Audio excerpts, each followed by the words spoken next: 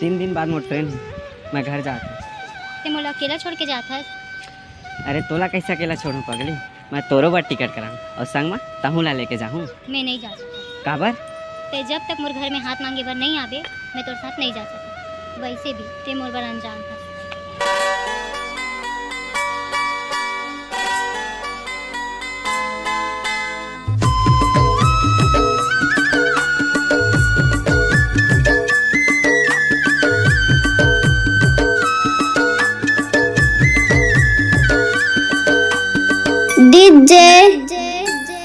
फूलचंद धुर्वे तोला लेके जहाँ गांजा कली रे, जी हाँ जहाँ की हाँ तोला में, जी हाँ जहाँ की हाँ तोला में लेके जाऊँ। तोला लेके जहाँ गांजा कली रे, जी हाँ जहाँ की हाँ तोला में, जी हाँ जहाँ की हाँ तोला में लेके जाऊँ।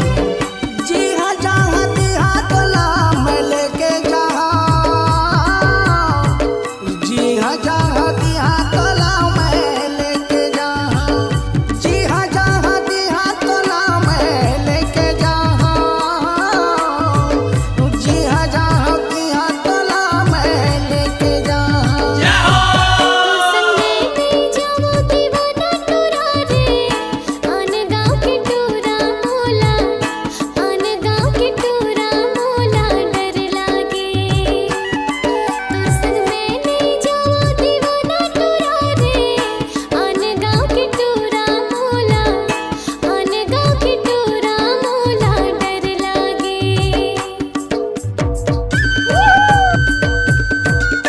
ये सब क्या है?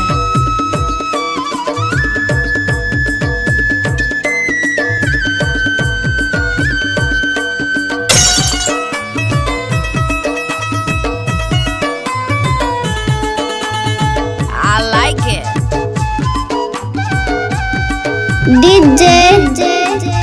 फूलचंद धुर्वे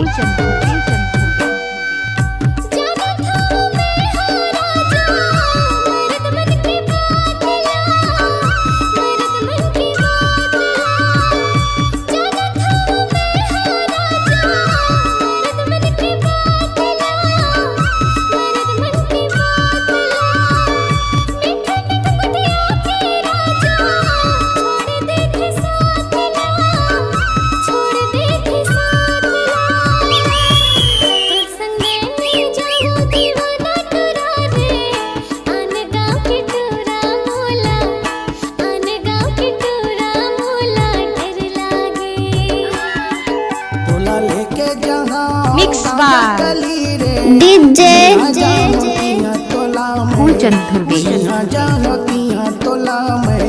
गौरा नवा टोला वाले।